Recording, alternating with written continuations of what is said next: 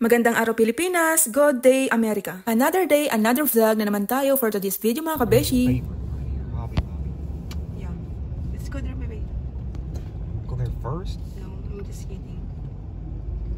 Ayan mga kabeshi, nasa labas kami ng aking ulirang asawa kasi bibili po kami ng mga damit panlamig kasi wala akong damit panlamig at malapit na ang winter dito at unti-unti na siyang lumalamig dito. The moment. So, dito muna kami pumunta sa Target. Ayan, meron silang iba't ibang pumpkins dito mga kabeshi kasi malapit na rin ang Halloween. Ang ganda nito, kaya lang wala silang size mga kabeshi, kaya ikot-ikot muna tayo dito.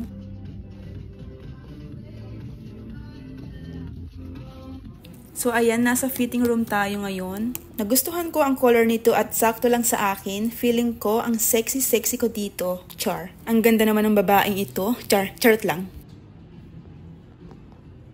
So, ito naman mga kabeshi, sobrang bet na bet ko yung color nito. Kaya lang ang problema, naluluwagan ako at wala na akong makitang ibang sizes nila. Tapos, yung jeans naman na suot-suot ko dyan ay sakto lang sa akin mga kabeshi. Ay, ang ganda ko naman sa salamin na ito mga kabeshi. Chart lang.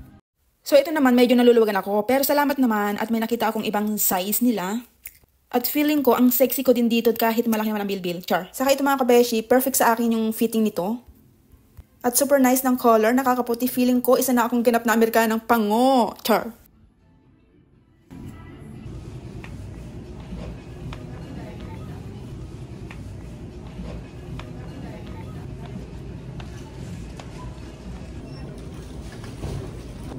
Magbabayad na kami.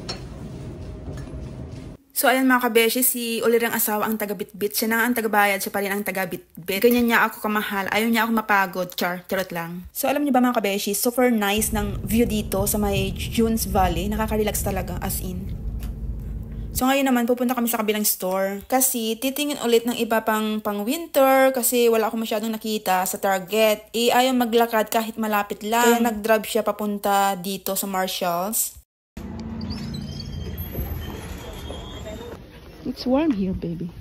It is warm in here.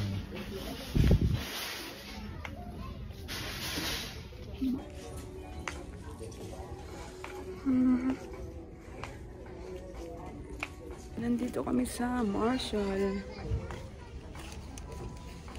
Tinignan ko yung price nito. Ang mahal mga kabeshi, nasa $320 siya. Kaya binitawan ko na agad-agad. Saka ayaw ko yung feathers niya. Yan ata yung nagpapamahal mga kabeshi. Char. Tapos ito namang pang rockstar na jacket. Natuwa ko dito. Kaya lang hindi ako mahilig sa ganitong tela. Kasi feeling ko ako si Robin Padilla. Charot lang. So ayun na nga mga kabeshi. Hindi ako nakakita ng pangmalakas ang jacket natin. Kaya titingin na lang kami sa iba. So, syempre, nagutom na kami. Kumain muna kami dito sa Longhorn Steakhouse. At pagpasok namin, daming tao. Nag-aantay kami ng bakante. Pero hindi naman masyadong matagal. Kasi sabi ko sa mga kumakain dito, kami naman at kami nagugutom na. Charot lang. Yeah, kakain kami ng steak for this video mga kabeshi. Okay. Okay, baby.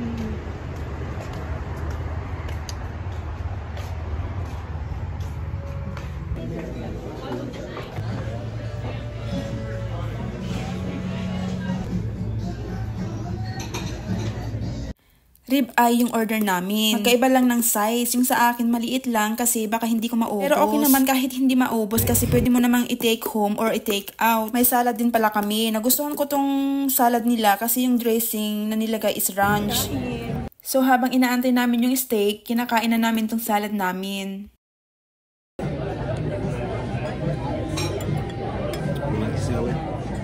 Tapos, strawberry yung aking drink, iced tea naman sa asawa ko. Alam niyo ba mga kabeshi, hindi kayo mabibitin ng drinks dito kasi only refilled siya. O diba bongga?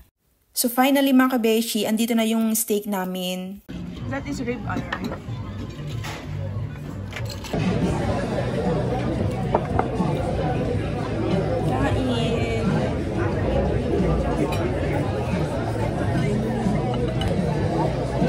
Super juicy, tender, and tasty ang aking steak mga kabeshi. Grabe ang sarap talaga. Happy na naman ang aking tummy nito.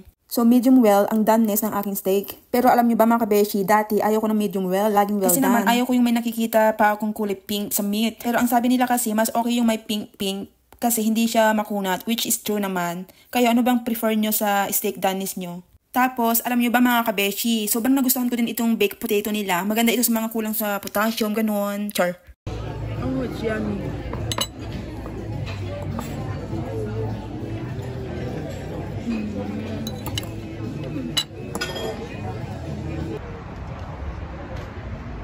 Let's go, baby. Nice view.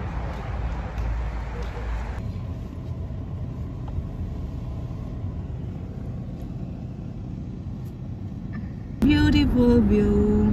Papagasolina muna yung aking poging asawa. Ano nga pala, kapag magpapagas ka dito, ikaw mismo yung magkakarga, wala silang gasoline boy. Tapos, mga kabeshi, dumaan na din kami dito sa Publix kasi kailangan naming pick upin yung aking gamot sa utak. Charot lang. Gamot sa high blood pala. Pagkatapos, nag-grocery na rin kami ng ibang necessities namin. This is buy one, get one, but that's multi-grain, whole wheat, and cranberry. Sort out yung muffin nila na. Dry roasted Japan. crunchy Japan. chili lemon peanuts. It's not Japan. Why is it? They call it Hapon. Japan. Ah, It's hapon. Mexican. Yeah, hapon.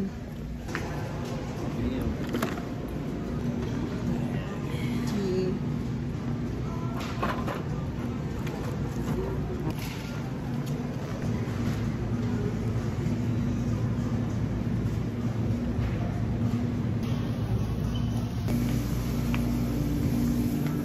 That's why.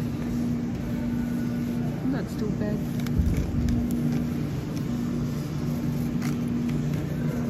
Huh? What? This one? Where? Is This that one? what you want? No. This one?